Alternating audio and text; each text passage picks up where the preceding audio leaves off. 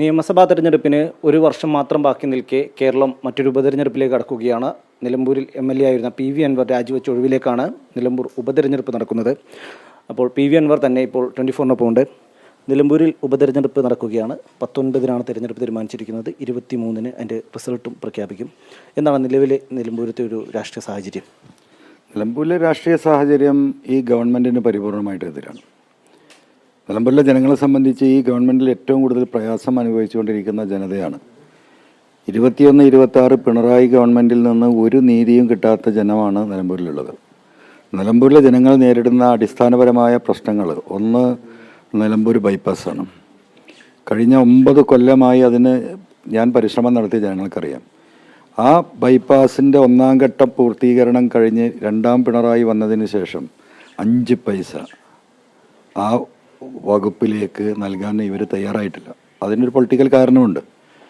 അത് അവിടെ തെരഞ്ഞെടുപ്പ് ഘട്ടത്തിൽ നമ്മൾ വിശദീകരിക്കപ്പെടും. രണ്ടാമത്തെ വിഷയം ആശുപത്രിയുമായി ബന്ധപ്പെട്ടാണ്. നിലമ്പൂർ ഏറനാട് താലൂക്ക് മാത്രമല്ല, ഗൂഡല്ലൂർ വയനാട് തൊട്ടുള്ള ST മേഖലകളിൽ നിന്ന് വരുന്ന പാവപ്പെട്ട മനുഷ്യർക്ക് ആ മലയോര മേഖലയിലുള്ള ഏക ജില്ലാ ആശുപത്രിയാണ്. ആ ജില്ലാ ആശുപത്രിയുടെ വിഷയം എന്ന് പറയുന്നത് അതിൻ്റെ എക്സ്പാൻഷൻ ഏകദേശം 100 കോടി രൂപ നാഷണൽ ഹെൽത്ത് മിഷൻ തരാൻ തയ്യാറായി നിന്നിട്ട് സ്ഥലപരിമിതിയുണ്ട്. അവിടെ തൊട്ടടുത്ത് സ്കൂളാണ്, 2 ഏക്കർ സ്ഥലമുണ്ട്, ചെറിയൊരു LP സ്കൂളാണ്. അതിൽ നിന്ന് 1 ഏക്കർ ലാൻഡ് താൽക്കാലികമായി ആശുപത്രിക്ക് നൽകിക്കഴിഞ്ഞാൽ ആ പ്രശ്നം പരിഹരിക്കപ്പെടും. ഗവൺമെൻറ്റിലേക്ക് അത് പ്രപ്പോസൽ കൊടുത്തു. മുനിസിപ്പാലിറ്റി അതിന് വേണ്ടിയിട്ടുള്ള സമ്മതപത്രം നൽകി.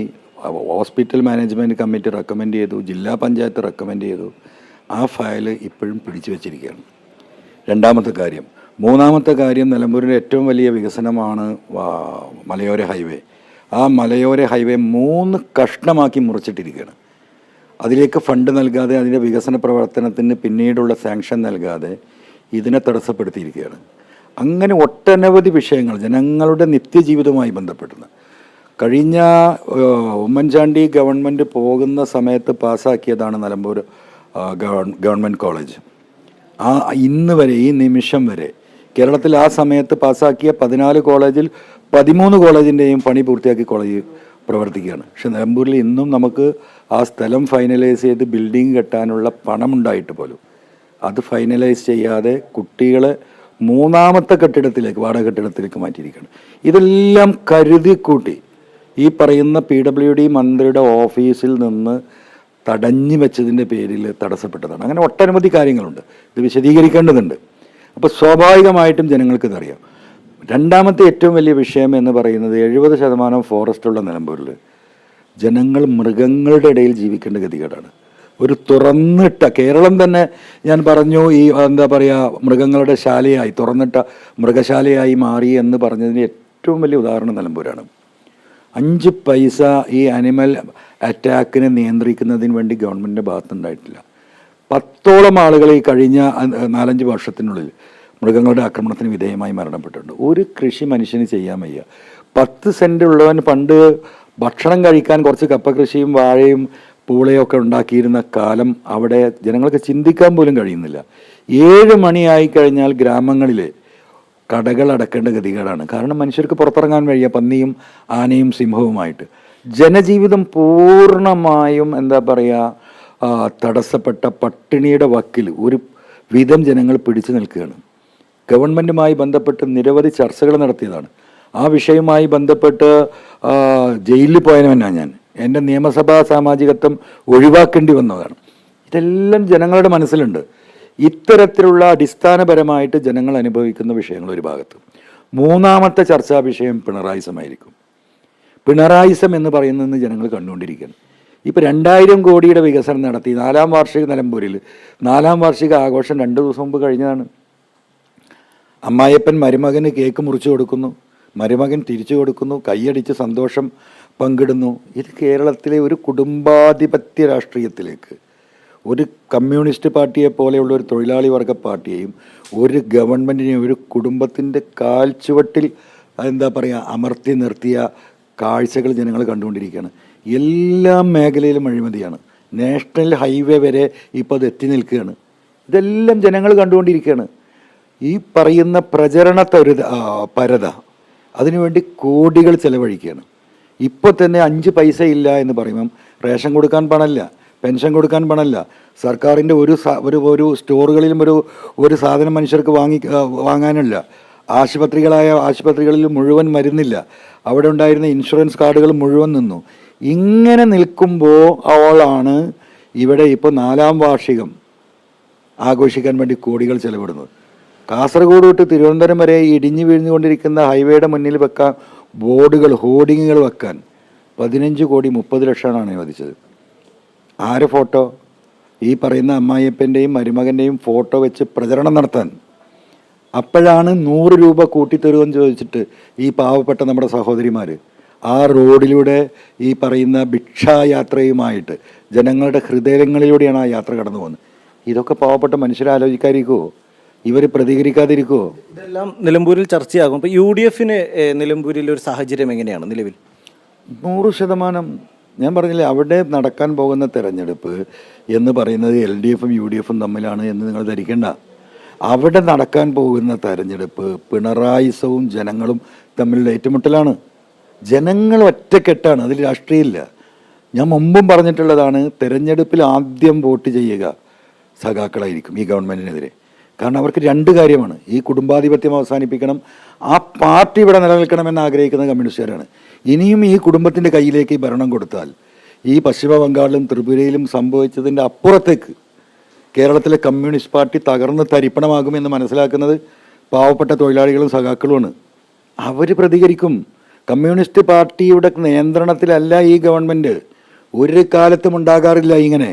പാർട്ടിക്ക് വേണ്ടിയിട്ട് ഭരിക്കുന്ന ഒരു ഗവൺമെൻറ്റാണ് കമ്മ്യൂണിസ്റ്റ് ഗവൺമെൻറ്റിൽ നമ്മൾ കാണാറുള്ളത്. ഇതൊരു കുടുംബത്തിന് വേണ്ടിയിട്ട് പാർട്ടിയുടെ സംസ്ഥാന സെക്രട്ടറിക്ക് വരെ വാ തുറന്നൊരു വാക്ക് പറയാൻ, എന്തിനേറെ പറയുന്ന AKG സെൻറ്ററിൻ്റെ ഉദ്ഘാടനം നമ്മൾ കണ്ടതല്ലേ? പാർട്ടിയുടെ അഖിലേന്ത്യാ സെക്രട്ടറി 100 കണക്കിന് സഖാക്കളുടെ ഇടയിൽ ഒരു നോട്ടക്കാരനായി നിന്നുകൊണ്ട് ഒരു മുഖ്യമന്ത്രി പാർട്ടിയുടെ സംസ്ഥാന കമ്മിറ്റി ഓഫീസ് ഉദ്ഘാടനം ചെയ്യുമ്പോൾ മിണ്ടാൻ കഴിയാതെ ശ്വാസമടക്കി പിടിച്ച് വേദന കടിച്ചു പിടിച്ച് കേരളത്തിലെ സഖാക്കൾ ആ കുടുംബാധിപത്യത്തിൻ്റെ ബാഹുല്യം കാണുകയാണ്. ആ സഖാക്കൾ എങ്ങനെ പ്രതികരിക്കാതിരിക്കുക?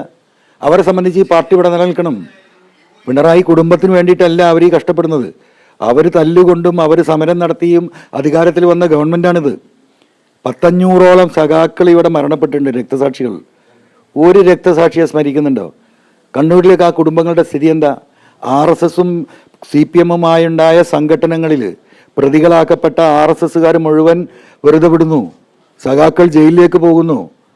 അവിടെ സഖാക്കളെ ശിക്ഷിച്ച കേസ്, വെറുതെ വിട്ട കേസ് ഹൈക്കോടതിയിൽ വരുമ്പോൾ ശിക്ഷിക്കപ്പെടുന്നു. ആരാണ് കേസ് നടത്തേണ്ടത്?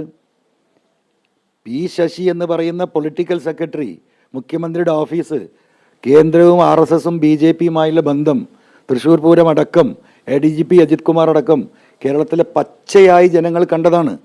അപ്പോൾ ആ സഖാക്കൾക്കും ആ സഖാക്കളുടെ കുടുംബങ്ങൾക്കും രക്തസാക്ഷികൾക്കും തൊഴിലാളികൾക്കും ഒരു റോളും ഒരു വാക്കും പറയാൻ ശേഷിയില്ലാത്ത ഈ ഒരു ഗവൺമെൻറ് എന്തിനേ എന്ന് സഖാക്കൾ ചോദിക്കുന്നു. അതിൻ്റെ പ്രതിഫലനം നിലമ്പൂരിലുണ്ടാകും. ഈ നിലമ്പൂരിൽ താങ്കൾ CPM-ൻ്റെയും LDF-ൻ്റെയും ഭാഗമായിരുന്ന ആളാണ്. ആ ചൂടും ചൂരും അറിയുന്ന ഒരാളാണ്. എന്തായിരിക്കും CPM ഒരു സ്ഥാനാർത്ഥി നിർണ്ണയവുമായി ബന്ധപ്പെട്ട് മുന്നോട്ട് പോകുമ്പോൾ അവിടെ പരിഗണിക്കാൻ സാധ്യതയുള്ളത്? അവർക്കൊരു സ്ഥാനാർത്ഥിയെ കിട്ടിയിട്ടില്ലല്ലോ. അവർ ഈ വഴിയിൽ പോകുന്നവരൊക്കെ സ്ഥാനാർത്ഥിയാകാൻ തയ്യാറുണ്ടോ എന്ന് ചോദിച്ച് നടക്കല്ലേ? നമ്മൾ കണ്ടതാണല്ലോ. വഴിയിൽ പോകുന്നവരോട് മുഴുവൻ, അതായത് നമ്മൾ പണ്ട് ഞാൻ പറയാറുണ്ട്, അമ്മി കൊത്താനുണ്ടോ എന്ന് ചോദിച്ചിട്ട് ഈ അമ്മി കൊത്തുന്ന തൊഴിലാളികൾ കേരളത്തിൽ പണ്ട് വരാറുണ്ടായിരുന്നു തമിഴ്നാട്ടിൽ നിന്ന്. ഇന്നിപ്പോൾ അതില്ല എന്ന് പറഞ്ഞതുപോലെ സ്ഥാനാർത്ഥിയാവാനുണ്ടോ എന്ന് ചോദിച്ചത് നാട്ടിലെ എല്ലാ വാതിലും പോയി മുട്ടുന്ന അവസ്ഥയല്ലേ? ആ സ്ഥിതി, അതിൻ്റെ ഒരു പരിണിത ഫലം അവിടെ ഉണ്ടാകും. ബുദ്ധിയുള്ളവരാരും പോയിട്ട് അവിടെ മത്സരിക്കില്ല. PV അൻവറിൻ്റെ രാഷ്ട്രീയ ജീവിതവുമായി ബന്ധപ്പെട്ട് വളരെ പ്രധാനപ്പെട്ട തിരഞ്ഞെടുപ്പാണ് നിലമ്പൂരിലേത്. PV അൻവറിൻ്റെ രാഷ്ട്രീയ നിലനിൽപ്പിനെ ഈ തിരഞ്ഞെടുപ്പ് സ്വാധീനിക്കില്ലേ? ഒരിക്കലും അങ്ങനെ എനിക്ക് തോന്നുന്നില്ല. നമ്മളൊരു വിഷയത്തിൽ അധിഷ്ഠിതപ്പെട്ടിട്ടാണ് എൻ്റെ രാഷ്ട്രീയ ജീവിതമെന്ന് എനിക്കൊരിക്കലും തോന്നിയിട്ടില്ല. ഞാൻ ഒരുപാട് ഒഴുക്കിനെതിരെ നീന്തിയവനാണ്. ഇനിയും അത് നീന്താനുള്ള മനസ്സിൻ്റെ കൂടെ ഉണ്ട്. അതിൻ്റെ ശേഷിയിൽ എന്നെ സ്നേഹിക്കുന്ന ജനങ്ങൾ നാട്ടിലുണ്ട്. ആ ജനങ്ങളുടെ പിൻബലത്തിൽ തന്നെയാണ് ഇന്ന് വരെ ഞാൻ എൻ്റെ രാഷ്ട്രീയ പ്രവർത്തനം നടത്തിയിട്ടുള്ളത്. അതുകൊണ്ട് ഒരു തെരഞ്ഞെടുപ്പുമായി ബന്ധപ്പെട്ട് എൻ്റെ രാഷ്ട്രീയ ഭാവി നിശ്ചയിക്കും എന്ന് പറയുന്നതിൽ ഒരു അടിസ്ഥാനമില്ല. ഞാനങ്ങനെ വിശ്വസിക്കുന്നുമില്ല. UDF-ൻ്റെ സ്ഥാനാർത്ഥി നിർണ്ണയവുമായി ബന്ധപ്പെട്ടുള്ള ഏതെങ്കിലും ചർച്ചകൾ നിലവിൽ പുരോഗമിക്കുന്നുണ്ടോ? അതിൽ എന്താണ് ഉരുത്തിരിഞ്ഞു വരുന്നത്? UDF സ്വാഭാവികമായിട്ടും ഒരു സ്ഥാനാർത്ഥിയെ നിശ്ചയിക്കാനുള്ള ശേഷി പണ്ടത്തെ പോലെയല്ല UDF. ഈ കണ്ട ഉപതെരഞ്ഞെടുപ്പിലൊക്കെ നമ്മൾ കണ്ടതാണ്. വളരെ വേഗത്തിൽ അവർ സ്ഥാനാർത്ഥികളെ തീരുമാനിക്കാറുണ്ട്. ഇവിടെയും അങ്ങനെ വൈകാതെ സ്ഥാനാർത്ഥിത്വ പ്രഖ്യാപനം ഉണ്ടാകും എന്ന് തന്നെയാണ് ഞാൻ മനസ്സിലാക്കുന്നത്. അതിൻ്റെ പ്രൊസീജിയർ ഉണ്ടല്ലോ. സ്വാഭാവികമായിട്ടും അവർക്ക് ഡിസ്കസ് ചെയ്യേണ്ടതുണ്ട്, AICCയുടെ കൺഫർമേഷൻ വാങ്ങിക്കേണ്ടതുണ്ട്. ആ ഒരു പ്രൊസീജിയർ പൂർത്തിയാകുന്നതോട് കൂടിയിട്ട് അത് പ്രഖ്യാപിക്കുമെന്ന് തന്നെ മനസ്സിലാക്കുന്നത്.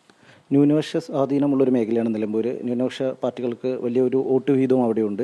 ഇത്തരം പാർട്ടികളുടെ ഒരു പിന്തുണ അതേ നിലയിലായിരിക്കും UDFന് ലഭിക്കുക. അല്ല, അവിടെ ന്യൂനപക്ഷം ഭൂരിപക്ഷം എന്ന് നമുക്ക് പറയാൻ പറ്റില്ല. അവിടെ ന്യൂനപക്ഷവും ഭൂരിപക്ഷമൊക്കെ ഒന്നായി ജീവിക്കുന്ന പ്രദേശമാണ്. ആ ഇപ്പോൾ വർഗീയ രാഷ്ട്രീയമൊന്നും അവിടെ നടക്കില്ല. ഇപ്പോൾ പിണറായി ഈ പറയുന്ന SNDPയുടെ സെക്രട്ടറിയെ പറഞ്ഞയച്ചാൽ അവിടെ കുറച്ച് വർഗീയ പ്രശ്നങ്ങൾ ഉണ്ടാക്കാൻ ശ്രമിച്ചല്ലോ. അതൊക്കെ വളരെ നെഗറ്റീവായിട്ടേ നിലമ്പൂരിൽ പ്രതികരിക്കുള്ളൂ. അവിടെ അങ്ങാടിയിൽ നിന്ന് ഒരു ചായ വാങ്ങി മുഹമ്മദും ഭാസ്കരനും ജോർജും മൂന്നാക്കി മുറിച്ചു കുടിക്കുന്ന സംസ്കാരമുള്ള നാടാണ് നിലമ്പൂർ എന്ന് പറയുന്നത്.